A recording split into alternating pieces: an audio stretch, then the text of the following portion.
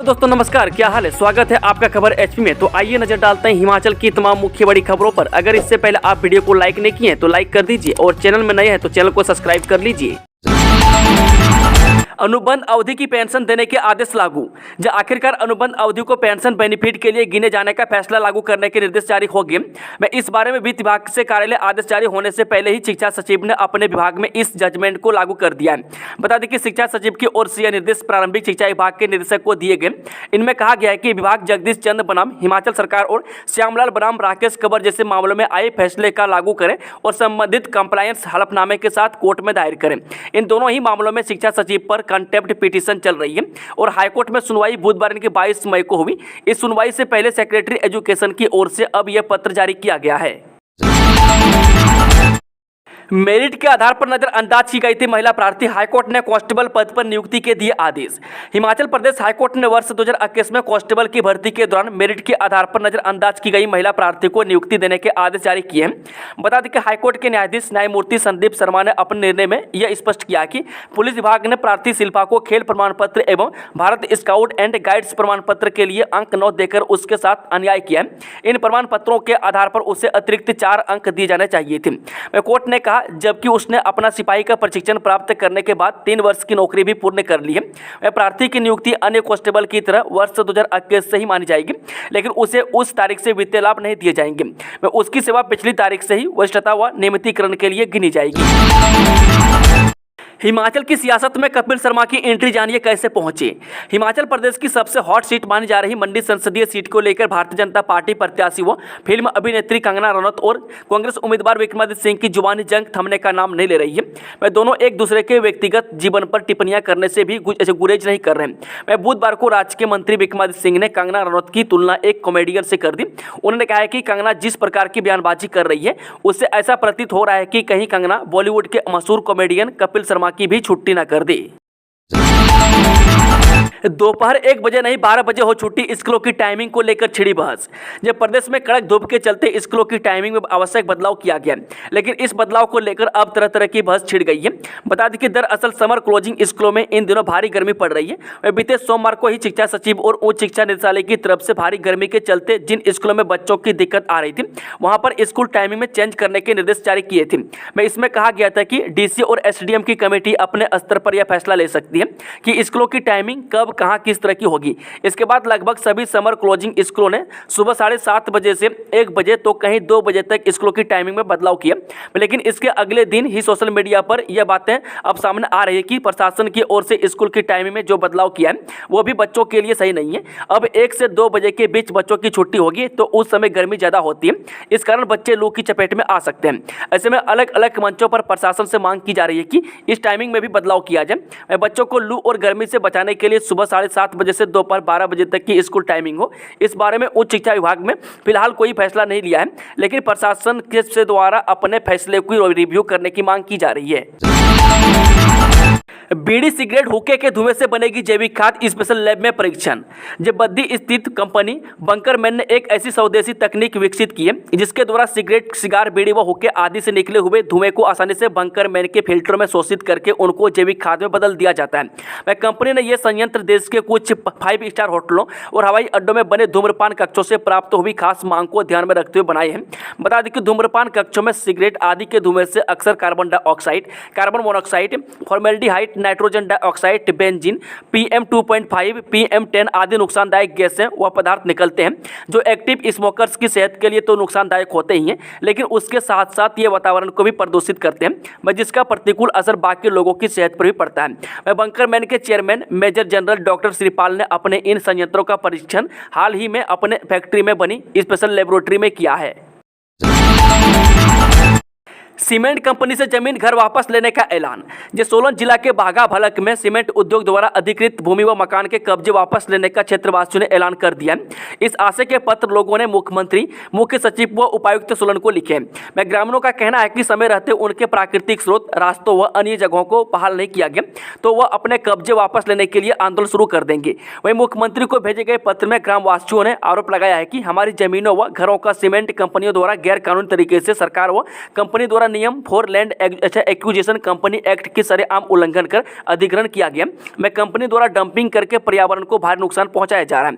मैं उनका कहना है कि न तो कंपनी और न ही सरकार ने अभी तक बेघर हुए लोगों को रहने की व्यवस्था और प्लॉट व जमीन आवंटन का प्रबंध किया है।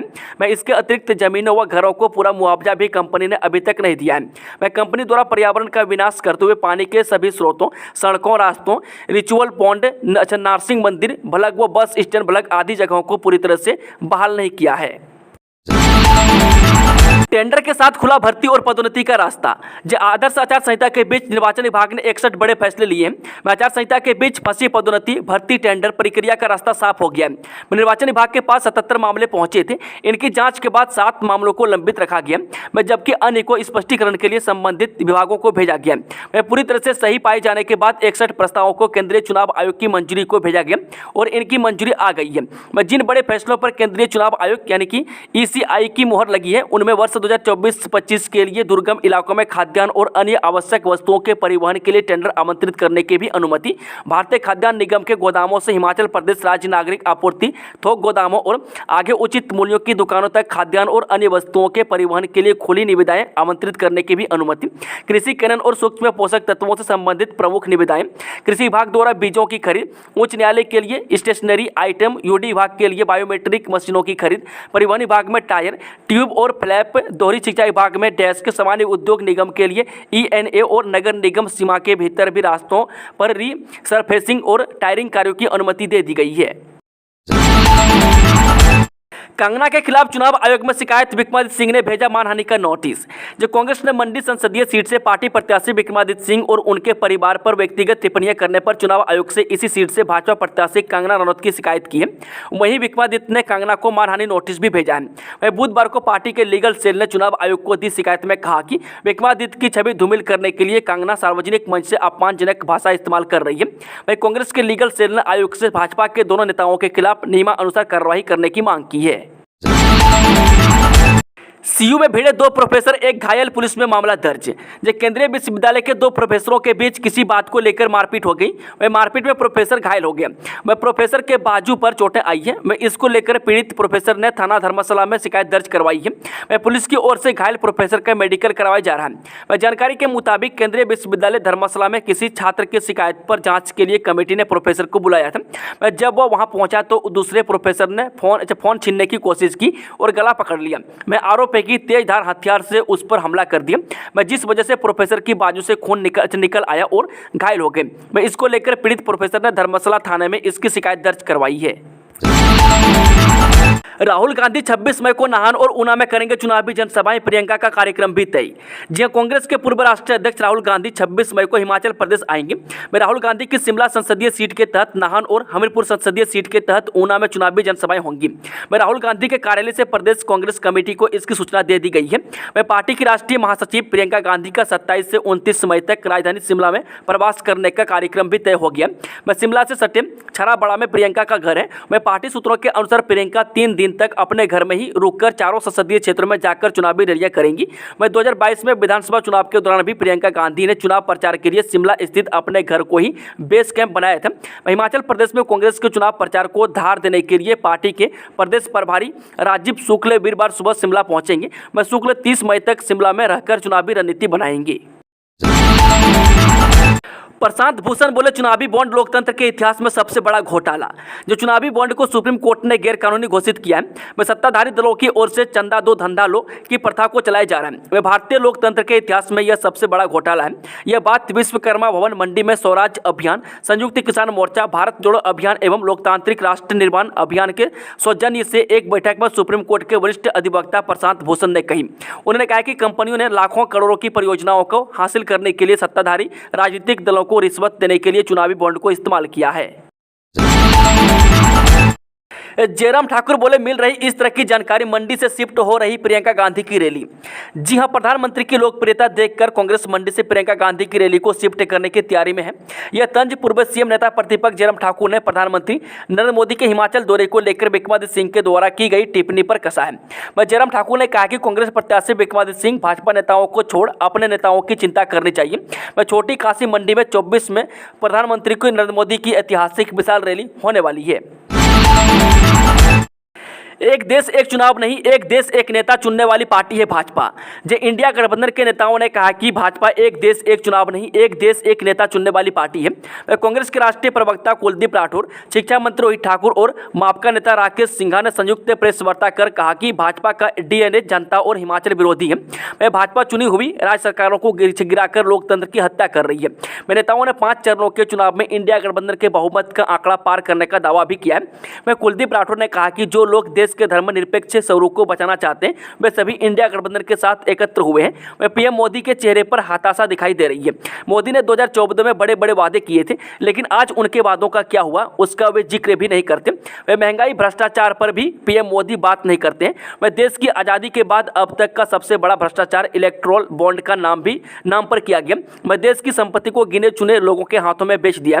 वह शिक्षा मंत्री रोहित ठाकुर ने भाजपा पर किसानों बागवानों के साथ धोखा करने का आरोप लगाया है।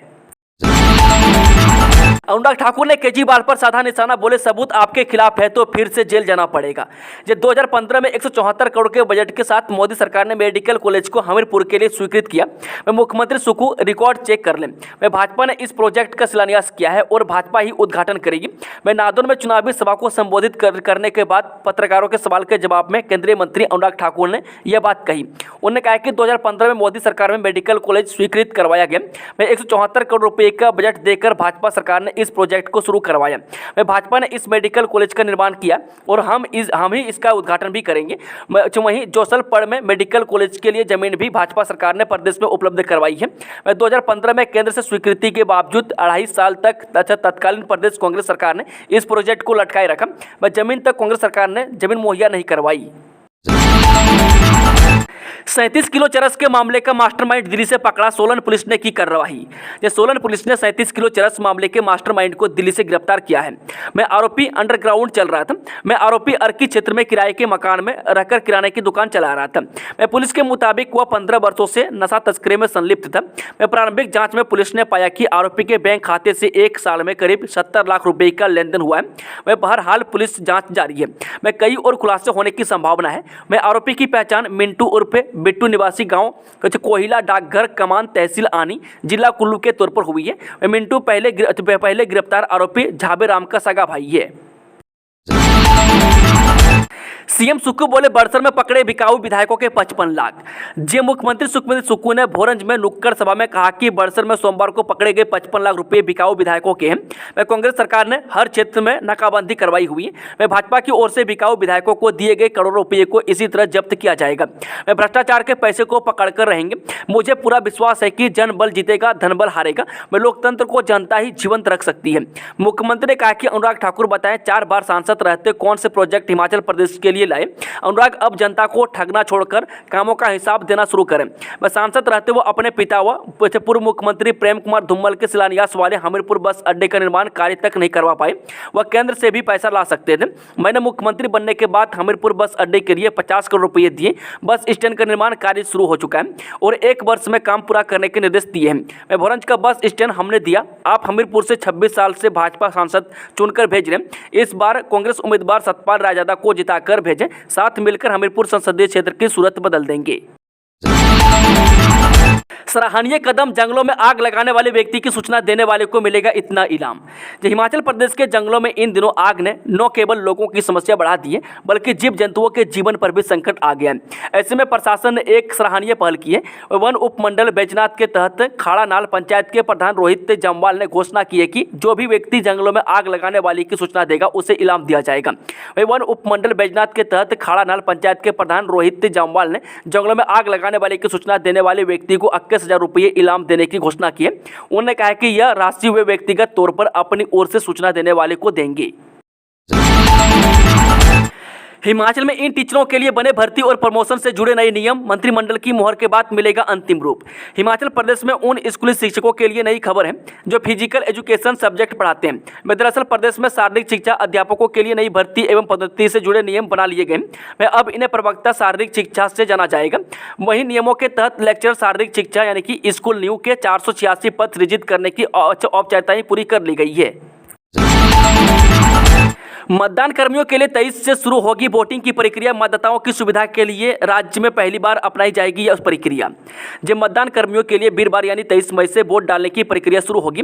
मुख्य निर्वाचन अधिकारी मनीष गर्ग ने बताया कि मतदान कर्मी प्रशिक्षण स्थलों पर स्थापित मतदान सुविधा केंद्र में 23 से 25 मई और 29 से 30 मई तक अपना वोट डाल सकेंगे। इसके अतिरिक्त ड्यूटी पर मौजूद अन्य कर्मचारी, जिनमें पुलिस, HRTC और अन्य कर्मचारी शामिल हैं, अपना वोट डाल सकेंगे। ये सभी अपने कार्यस्थल पर संबंधित RO व ARO कार्यालय में अपना वोट डालेंगे। उन्होंने बताया कि निर्वाचन विभाग द्वारा राज्य के विभिन्न भागों से नियुक्त अधिकारियों व कर्मचारियों द्वारा लगभग 12,000 अनांकित मतपत्रों का आदान प्रदान किया गया है। हिमाचल में पुराने शेड्यूल के अनुसार ही पड़ेंगी सरकारी स्कूलों में छुट्टियां। हिमाचल प्रदेश के सरकारी स्कूलों में इस बार पुराने शेड्यूल के अनुसार ग्रीष्मकालीन अवकाश होगा। इसके अलावा मानसून व विंटर ब्रेक भी पर्व में तय शेड्यूल के अनुसार ही होगी। उच्च शिक्षा विभाग ने इसको लेकर जिला उप निदेशकों को जानकारी भेजी है। इसमें बताया गया कि फिलहाल विभाग की ओर से अवकाश का शेड्यूल बदलने पर विचार नहीं किया जा रहा है। ऐसे में पुराने शेड्यूल के अनुसार ही मैदानी क्षेत्रों में के स्कूलों में अवकाश होगा। सूचना के अनुसार समर क्लोजिंग स्कूलों में 22 जून से 29 जुलाई तक मानसून ब्रेक होगा। उधर लाहौल स्पीति, किन्नौर, पांगी में इस बार समर वेकेशन न होते हुए पब्लिक विंटर वेकेशन होगा। शिक्षा विभाग ने लाहौल स्पीति व पांगी के स्कूलों को नई व्यवस्था लागू करने को कहा है। यहाँ बता दें कि इसमें पहले किन्नौर, पांगी, लाहौल स्पीति में गर्मियों का अवकाश होता है। इस वजह से सर्दियों में विद्यार्थी बर्फ के बीच स्कूल तक पहुंचते थे। शिक्षकों की मांग पर शिक्षा विभाग ने लाहौल, किन्नौर और पांगी क्षेत्रों में छुट्टियां सर्दियों में देने का फैसला लिया। अब इन क्षेत्रों के बच्चे पूरी गर्मियों में स्कूल जाएंगे। भुंतर में पुलिस की कमान में दबी शराब की 18 बोतलों के साथ महिला गिरफ्तार। जब पुलिस ने भुंतर इलाके में एक महिला को अंग्रेजी शराब की 18 बोतलों के साथ गिरफ्तार किया है। आरोपी महिला के खिलाफ पुलिस ने आबकारी अधिनियम के तहत मामला दर्ज किया है। पुलिस के अनुसार बजोरा में पुलिस टीम ने गुप्त सूचना के आधार पर एक रिहायशी मकान में दबिश दी। इस दौरान पुलिस ने मकान में अवैध रूप से स्टोर की हुई अंग्रेजी शराब की 1.5 पेटी पकड़ी। इस मामले में एक महिला की भी गिरफ्तारी हुई, जिसकी पहचान इंदिरा देवी निवासी बजोरा के रूप में हुई है। SP कार्तिकेयन गोकुल चंद्रन ने आरोपी महिला की गिरफ्तारी की पुष्टि की है। MPED में प्रवेश के लिए 25 मई को होगा physical efficiency test. Himachal Pradesh विश्वविद्यालय MPED यानी कि फिजिकल एजुकेशन प्रथम सेमेस्टर में प्रवेश के लिए फिजिकल एफिशिएंसी टेस्ट 25 मई को आयोजित करेगा। यह टेस्ट विश्वविद्यालय के समर हिल स्थित ग्राउंड पर सुबह 9 बजे से शुरू होगा। इस दौरान उम्मीदवार को अपने साथ सभी जरूरी दस्तावेज लाने होंगे। यह जानकारी शारीरिक शिक्षा विभाग के चेयरमैन ने दी है। 630 किलोमीटर साइकिल चलाकर सबसे ऊंचे पोलिंग बूथ टसीगंग पहुंचे साइकिलिस्ट जसप्रीत क्षितिज, जाने क्यों। हिमाचल प्रदेश में 7वां आखिरी चरण में लोकसभा के चुनाव है। लोकसभा चुनाव में ज़्यादा से ज़्यादा लोग मतदान करें, इसके लिए राज्य निर्वाचन आयोग लगातार कोशिश कर रहे हैं। राज्य निर्वाचन आयोग के इलेक्शन आयुक्त जसप्रीत पोल और उनके सहयोगी क्षितिज निट्टू शिमला से साइकिल पर 630 किलोमीटर का सफर तय कर विश्व के सबसे ऊंचे पोलिंग बूथ टसीगंग पहुंचे। 15,256 फीट की ऊंचाई पर दोनों साइकिलिस्ट ने ज़्यादा से ज़्यादा मतदान करने की संदेश दिया। पहाड़ी थप्पड़ पड़ा तो भूल जाएंगे सब्जी का भी रेट पूछना, कंगना रनौत का विरोधियों पर हमला। हिमाचल प्रदेश में 7वें और आखिरी चरण में लोकसभा के चुनाव है। अब यहां वोटिंग के लिए चंद दिनों का वक्त रह गया है। जैसे जैसे वक्त नजदीक आ रहा है वैसे वैसे बीजेपी प्रत्याशी कंगना रनौत अपने विरोधियों पर हमले तेज करती हुई नजर आ रही है। जिला मंडी के तहत आने वाले सिराज विधानसभा क्षेत्र में कंगना रनौत ने पहले विरोधियों पर जोरदार निशाना साधा। सिराज नेता प्रतिपक्ष जयराम ठाकुर का गृह विधानसभा क्षेत्र है। बता दें कि मंडी संसदीय क्षेत्र से भारतीय जनता पार्टी की प्रत्याशी कंगना ने कहा कि विक्रमादित्य सिंह उन पर आधारहीन आरोप लगा रहे हैं। मैं कभी उनके मंदिर जाने के बाद उसे पवित्र करने की बात कही जाती है। मैं कभी कांग्रेस नेताओं की ओर से मंडी की बेटियों का रेट पूछा जाता है। कौन होगा इंडिया गठबंधन में पीएम पद का दावेदार, कांग्रेस नेता आलोक शर्मा ने बताई पूरी बात। जब अखिल भारतीय कांग्रेस कमेटी के प्रवक्ता आलोक शर्मा ने 4 जून को इंडिया गठबंधन की सरकार बनने का दावा किया है। उन्होंने कहा कि देश की जनता ने प्रधानमंत्री नरेंद्र मोदी को सत्ता से हटाने का मन बना लिया है। मैं आलोक शर्मा के मुताबिक इंडिया गठबंधन को देश में 325 से ज़्यादा सीटें मिलेगी। उन्होंने कहा कि लोकसभा चुनाव की तस्वीर साफ होने के बाद बीजेपी में अफरा तफरी होगी। बीजेपी के नेताओं को जेल जाना पड़ेगा। चूड़धार यात्रा के बदले नियम, अब मेडिकल फिटनेस के साथ पंजीकरण जरूरी। जिला सिरमौर की सबसे ऊंची चोटी चूड़धार की यात्रा पर जाने वाले यात्रियों के लिए अब श्रद्धालुओं को नए नियम का पालन करना होगा। प्रशासन ने यात्रा पर जाने वाले श्रद्धालुओं के लिए पंजीकरण के साथ साथ मेडिकल फिटनेस सर्टिफिकेट बनवाना जरूरी कर दिया है। इसे लेकर तहसीलदार चन्नोहरा धार ने नए निर्देशों की अधिसूचना जारी कर दी है। स्कूली बच्चों की वर्दी बंद करने पर भड़के सतीश सुखराम, सरकार पर लगाया आरोप। हिमाचल बीजेपी के पूर्व प्रदेश अध्यक्ष और ऊना सदर विधानसभा क्षेत्र के विधायक सतपाल सिंह सत्ती ने प्रदेश की कांग्रेस सरकार पर गरीब लोगों के खिलाफ फैसला लेने का आरोप लगाया है। वह सतपाल सिंह सत्ती ने कहा कि पूर्व धूमल सरकार द्वारा स्कूली बच्चों के लिए फ्री वर्दी योजना शुरू की गई थी, जबकि गरीब बच्चों को सुविधा देते हुए इस वर्दी की सिलाई का खर्च भी सरकार ने उठाया था। लेकिन अब इस सरकार ने अधिसूचना जारी करते हुए स्कूली बच्चों को दी जाने वाली मुफ्त वर्दी योजना को बंद कर दिया है, जिससे सरकारी स्कूल में पढ़ने वाले लाखों गरीब बच्चों और उनके अभिभावकों की जेब पर अतिरिक्त बोझ पड़ रहा है। विधायक ने कहा कि पूर्व बीजेपी सरकार द्वारा लोगों की समस्याओं को हल करने के लिए जनमंच कार्यक्रम शुरू किया गया था, लेकिन वर्तमान सरकार ने इसे सरकार जनता के द्वारा कार्यक्रम के नाम से शुरू किया।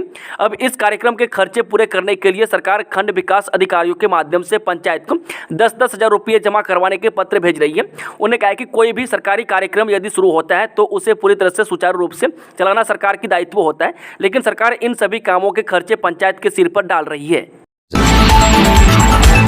पांवटा में नदी में डूबने से 15 वर्षीय किशोर की मौत, नहाने उतरा था नदी में। हिमाचल प्रदेश के जिला सिरमौर के पांवटा साहिब की भाटावाली ग्राम पंचायत निवासी 15 वर्षीय किशोर की बाता नदी में डूबने से मौत हो गई। वह नदी में नहाने के लिए उतरा था लेकिन डूब गया। स्थानीय ग्रामीणों की सहायता से बाहर निकाला गया। हालत गंभीर होने पर सिविल अस्पताल पहुंचाया गया। यहाँ चिकित्सकों ने मृत घोषित कर दिया। सूचना मिलते ही मौके पर पहुंचकर पुलिस ने तफ्तीश शुरू कर दी। पोस्टमार्टम के बाद शव परिजनों को सौंप दिया गया। 30 घंटे बाद भी नहीं बुझी कंपनी के कबाड़ में लगी आग, अभी भी 2 फायर टेंडर मौके पर किए गए तैनात। जब बद्दी के थाना गांव में एक राउफ इंटरप्राइजेज कंपनी के यार्ड में रखे कबाड़ में लगी आग 30 घंटे बाद भी नहीं बुझ पाई है। वह आग लगने का कारणों का अभी तक कोई पता नहीं चल पाया। वह दमकल विभाग के 2 फायर टेंडर अभी भी मौके पर आग बुझाने के कार्य में जुटे हुए हैं। वह आग बार बार हवा के साथ सुलग रही है। वह आग सुलगते ही उसे पानी डालकर बुझाया जा रहा है। वह आग की घटना मंगलवार सुबह 10:30 बजे हुई है। सीपीएस की नियुक्तियों के कानूनी दर्जे पर बहस पूरी जाने अब आगे क्या होगा। हिमाचल हाईकोर्ट में बुधवार को मुख्य संसदीय सचिव यानी कि सीपीएस की नियुक्तियों को कानूनी दर्जे पर सरकार ने अपनी अंतिम बहस पूरी कर दी है। अब 27 मई को सतपाल सत्ती की ओर से दायर याचिका पर फिर बहस होगी। सरकार की ओर से वरिष्ठ अधिवक्ता दुष्यंत देवे ने वीडियो कॉन्फ्रेंसिंग के जरिए अदालत में दलीलें रखी। उन्होंने बताया कि विधानसभा ने 2006 में जो कानून बनाया वह संविधान के दायरे में है। इससे किसी भी कानून का उल्लंघन नहीं किया गया। सरकार अपने कार्यों को सुचारू चलाने के लिए ऐसे कानून बना सकती है। दोस्तों, खबरों का सिलसिला समाप्त होता है। अगर जानकारी पसंद आई तो वीडियो को लाइक, शेयर, चैनल को सब्सक्राइब जरूर कर लें और कमेंट बॉक्स में अपना फीडबैक जरूर दें। Thank you, all the best. जय हिंद, जय हिमाचल, जय राधा माधा।